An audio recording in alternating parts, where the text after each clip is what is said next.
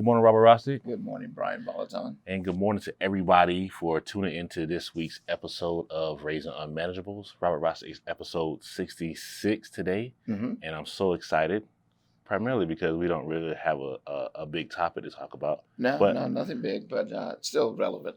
I figured we just sit here and tell some stories about some opportunities that we may have had in our lives and season the day. What do you think? I think opportunity is a good subject. All right. So let's just jump into it. So you were talking earlier to Alex about opportunities. Yeah, Alex is produced.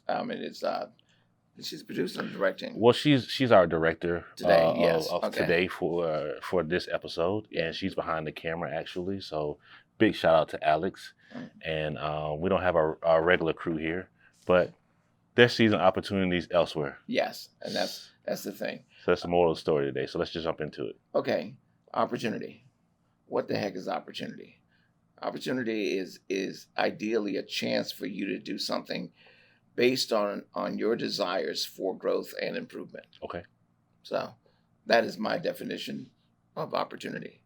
And I think that as a creative, we sometimes fail to see the opportunity to seize upon. I think that's ironic though. Because as a creative, you would think we will be better at seizing opportunities. Oh, absolutely. Yeah. Or you think we'll be better at creating opportunities. But a lot of the times we don't even see them coming until someone else has to like literally point us in that direction and say, here, look at all these options you have. All right. I remember, and I tell this story all the time with regard to growing up in school, and we have different opinions about school. Yeah, we do. We have very different opinions. I think we don't disagree on a lot of things, but school is one of those things where I'm like, I get the hives just thinking about school under certain circumstances. Middle school, I had this teacher named Mrs. Sari. I was always in trouble in middle school and for fighting or just being the class clown because school was boring, right? So the direct response from the principal is to put you in suspension or detention or suspend you from school, and which both are kind of anti-learning, right? Correct, yeah. So my teacher took it upon herself to go to the principal's office and say, every time he's in trouble, send him back to my class and I'll put him to work doing something. So I didn't know it at the time, but the opportunity there was I didn't get in trouble on purpose because I was now going to do work. When you suspended, they send you home and you can watch TV, right? But if you have to go to a teacher's class and wash paintbrushes and organize canvases and cut the paper and get things ready for the next class, that's less of a desirable moment, right? But what it was setting me up for, now that we're talking about this, is just that mindset of consistency and sticking to stuff. And so, I mean, I think opportunities are a good thing. I think in that case, if you take advantage of them. Yeah, in that case, there were two opportunities. Tell me. There was an opportunity for the instructor, to affect a life toward the positive, right, and saw where this life could go if he or she did not intervene. Right. And there's an opportunity on your part to actually do something differently rather than your normal mode of actions. Right. And so by getting in trouble, in a sense, because you were bored, actually put you in an environment that's very stimulating to your mind. Yeah, and but getting in that situation, I think back, just sitting here now, and a lot of me getting in trouble was reactionary. Sure. Right? I didn't do it because I was like, I'm so bored, I need to do something that's going to result in me getting in trouble. It was more so something was being done, and then emotionally, I just reacted out because I didn't know how else to handle that situation. So I reacted to that thing and didn't really care about what the consequences were at that time. But I really enjoyed after a while being able to just go to her class, and it was like downtime. It was downtime for me to be able to learn from that experience. Now, there is a danger to your history in that sense, meaning that whenever we have these things that happen to us Mm-hmm. and we get through it, Mm-hmm. we tend to say to others that will come after us, well, I did the same thing and I did okay, rather than say when you see someone going down that same path, to not take it to the point where they'll figure it out, Mm-hmm. but to sort of intervene just as that teacher did. Mm-hmm. I'm sure that she has had some experiences or seen those experiences where people are going down that path and the results have not been positive. Mm-hmm. So when we find something that works for us, that's the opportunity. And this is where it comes in that our differences is training and teaching and learning. We take the opportunity to tell others, you don't have to go down this particular path. You don't have to cut up as a class clown. You don't have to be bored. And here are some of the ways that I'm going to not only show you, but help you and guide you, Mm-hmm. Mm-hmm. so that you'll have a different path than I Mm-hmm. did. I was one of the lucky ones, Yeah. in a sense. Yeah, but I think where our biggest differences go, especially with education or school, I'm gonna say school, not Mhm. education, because I'm a big fan of education. Mhm. I just don't think it always lies within the walls of learning institution. Mhm. So I try to be mindful sometimes, a lot of the times, about telling people, well, you don't have to go to school to be Mhm. successful or to do the things that you want to do. I try to be Mhm. mindful because I do understand that I did it, but that person isn't going through the same circumstances I was under, so they might not be prepared to stick it Mhm. out for the duration of time that it's going to take. Because once you decide to do things on your own way, it's a different route and it's a longer route, and there's a lot of there's a different set of issues you have to go through in a mindset to go through to go your own route that's Mhm. separate from this route of we're gonna just school, Mhm. right? So I think my biggest difference is that I didn't feel as though until I got to the Creative Circus that school was super helpful for me. Mhm. And the only reason I liked the Creative Circus was school got out of my way. And the actual learning part was up to me. It was the teacher showed up, Mhm. they had information, and nobody was shoving it down my throat. School got out of my way, and I was just able to show up, collaborate with my classmates, and I produced work. You know, I'm not a fan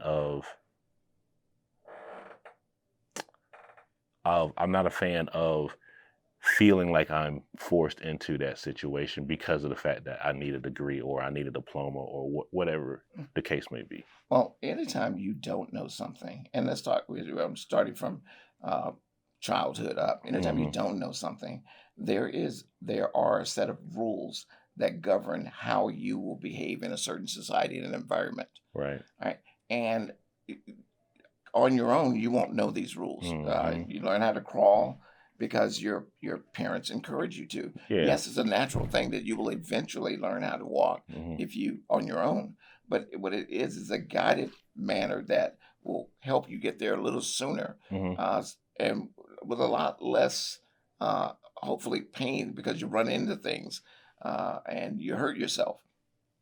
But what I'm getting at is that um, institutions, schooling provides more than just an opportunity to learn from what's in the books. It also provides an opportunity to grow socially, Yeah. to interact with people that you've never seen before, Hmm. different types of people, diversity. It allows you to see where the authority is and how to navigate through those authorities in order to win over things that you really want and not just things that they're pushing at you. For instance, if I if I do the chalkboard, clean the chalkboard at the end of the day, then I'll get some extra points on that test that I didn't do so well on. Hmm. And so it affords you those type of opportunities to learn how the system works. Now, I'm a true believer that once you know, once you've gathered the confidence to move on, then damn it, move on. Right. So here's where I am a fan, and I agree with the social part of school. I agree with finding yourself part of Mhm. school, finding that agency to be able to govern yourself accordingly, Mhm. right, in the way that you see fit. But a lot of us are in school, I think, because that's what our parents want, and we're at schools because that's where our parents want us to go, and or someone wants us to be there, and we're there because we're afraid that we're going to be cut off from the money that some people have or our parents may have. We're afraid that they told us that we're not going to be able to get a job if we don't go to school. I think a lot of us are in school because other people want them there, and not completely because they want to be there studying the things that they want to be studying. I think a lot. That's my opinion. I would agree with you on the higher education Right. portion of it. It's like Yeah. I want you to go to college to be a doctor when you really don't want to be a doctor, Right. For sure. and it will help you to maintain social Hmm. status and guaranteed income and all those type of things. I agree with you in that area and manner that you're speaking. But prior to that, uh, I think schooling is necessary to learn collectively. But beyond that, let's go back beyond that to where we get to the part where we decide that we are creatives Hmm. or we are whatever it is that we Hmm. are, regardless. At some point, you are going to have to break away from your parents, your community, your society's doctrine, and accept your own. Right. And I think that all of us, every last one of us, will have a problem with that at some point. Because it's so hard, though. The hard part is that we spend so much time. I think our parents spend a lot of time, or our society spends a lot of time beating it out of us. Hmm. And that's what I felt like was happening in school a lot of the time. Especially middle school was a particular time for me because I actually had fun in school, Hmm. right? Because the type of school that it was a dropout prevention middle school, Okay. right? So we were the bad kids, and they sent all us there, and we I needed was wondering what that white bus with no lettering on the sign, where every day those kids would go out into that bus and they'd go away, yeah, that was pretty much it. and they would come back at the end of the year. End But of the year anyway, now. So we were that's what the school was, right?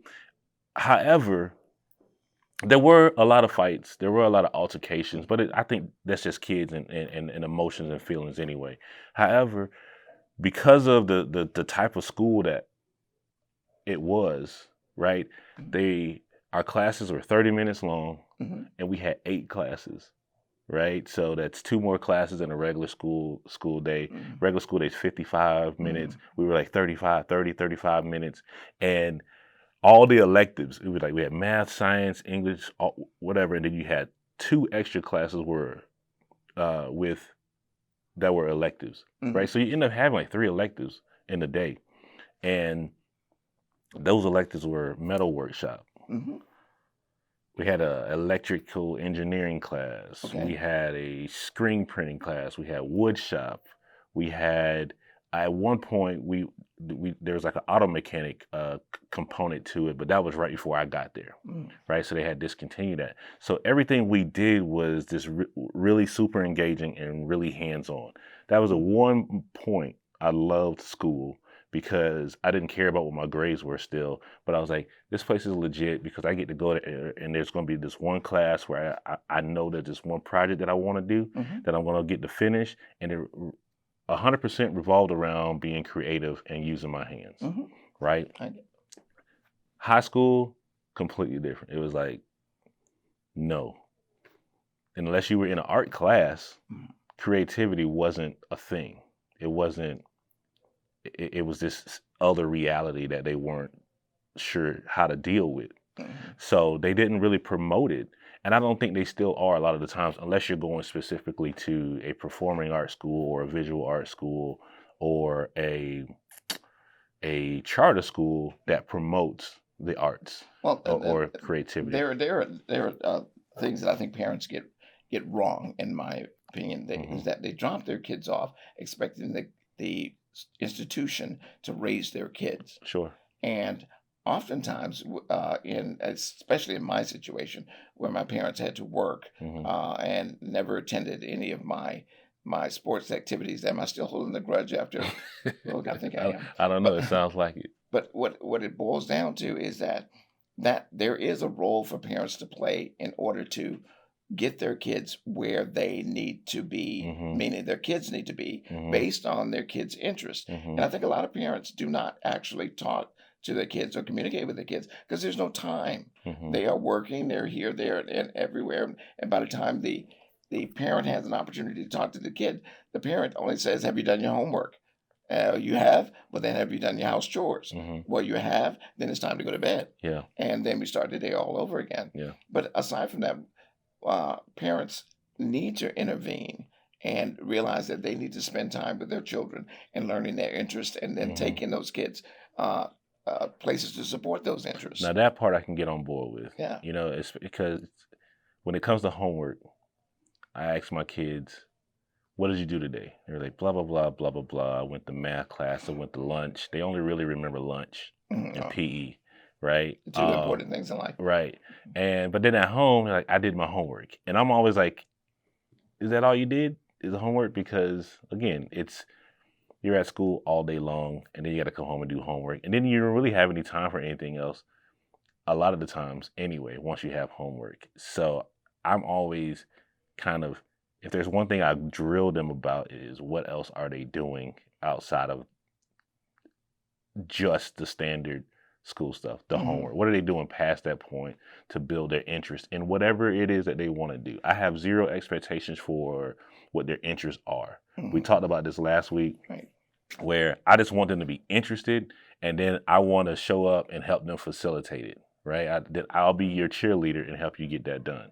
So, and I think I got that from my mom, where my mom, because she was busy, but because she was busy and she was able to, but she had to get off of work, and she put us all in the same sports so that we were all playing the same sports, Right. because she wanted to go to that one place one time and not have to go to tuba lessons and drum lessons and gymnastics, so we all did the one thing. But she had no expectations. If you want to do it, cool. If you didn't want to do it, cool. Even in school, and my mom's a teacher, she was like, just get through it. What's her only advice? She was like, go and get through it, and then once you're an adult, you can figure it out for yourself. You know what I mean? Yeah. Well, I have different expectations. First of all, for myself, Hmm. and I also have expectations for my children, and I have expectations for the household. Hmm. And once you meet those expectations, then you get to figure out on your own whether or not you will continue it in those expectations in your own life, Sure. or not. So what But are some of the expectations? well, there's a thing that says you will go to school. Right.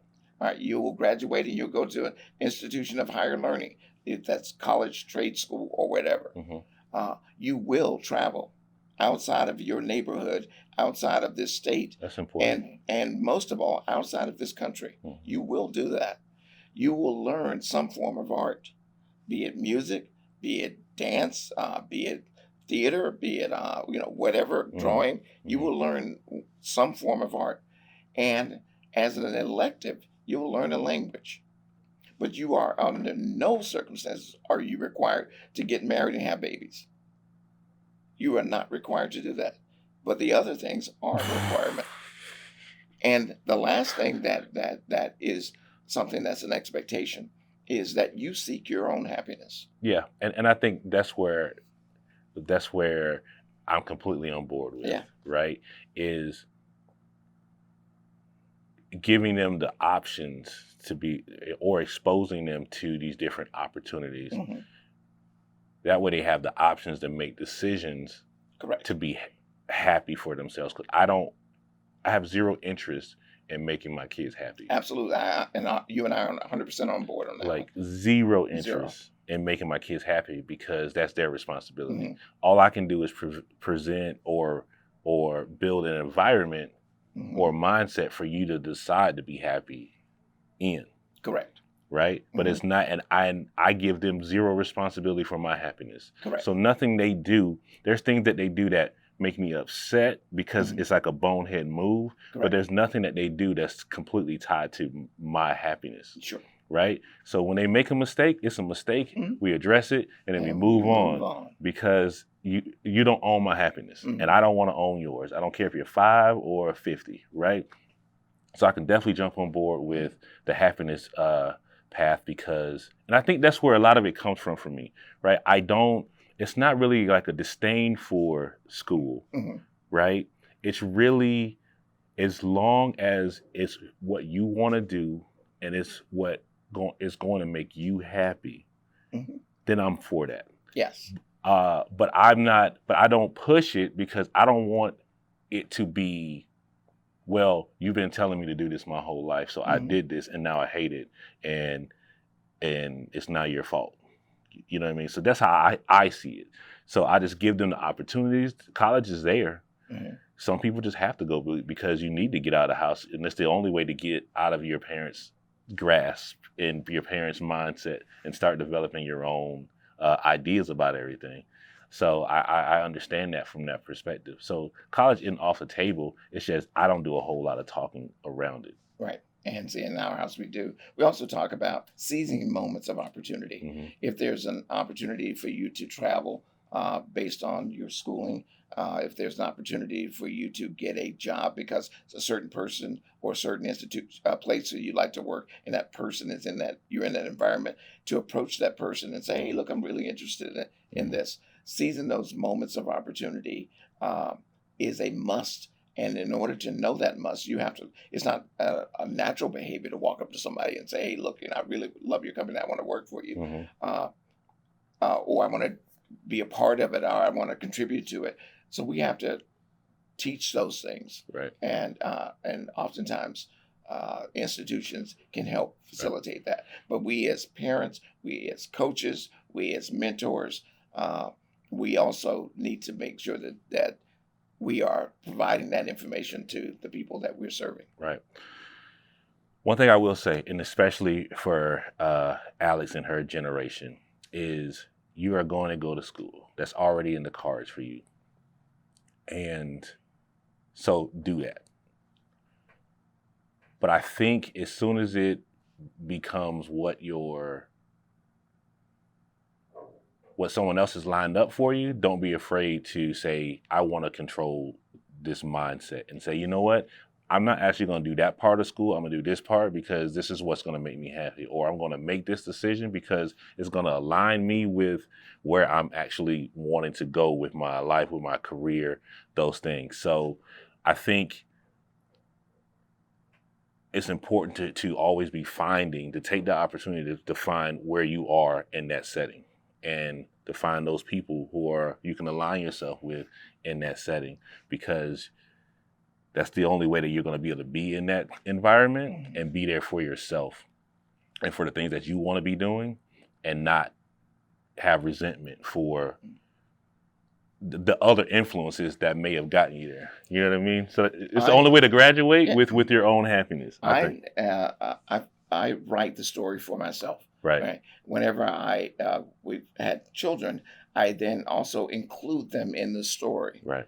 But once you reach that mark of legal, then my story ends, and the narrative belongs to you now. You get to start writing your story. Yeah. And if you start listening to other people's story to include them in yours, you're actually depriving yourself of a rich life in that sense, or a rich narrative for yourself, a rich chapter. So if there is any advice that we sitting here on this thing rambling about can offer, is that the narrative is yours. You get to write it, but you don't get to expect someone else to write it for you by not, and what I mean by that is not doing the work. Right. You've got to do the work. And as Brian often say on this podcast, you got to show up. I always have to show up. You have to show up. And you have to show up for yourself first and foremost. Absolutely. You know what I mean? As soon as any situation you get into, you have to want to be there. And as soon as you want to be there, just keep showing up. And it's going to be hard. It's going to suck. You're going to question yourself. You're going to doubt yourself. But you got to keep showing up because that's the only way to see it through. And by showing up, opportunity will avail itself to you. Absolutely. All right. So I think we've talked enough today. So that was a good convo. As always, folks, check me out, trgstudio.net for classes and training. And you can check me out at beachandmain.com. Also, unmanageables.com. Scroll to the About page and click one of our social media outlets, YouTube, Facebook, Twitter, and Instagram. Like, share, and follow us there. And make sure to tune in next week for our next episode of Raising Unmanageables. Again, I'm Bevo. And I'm Robert Bostic, saying to all of you out there, make sure that you spend a moment of your day being unmanageable. Appreciate it.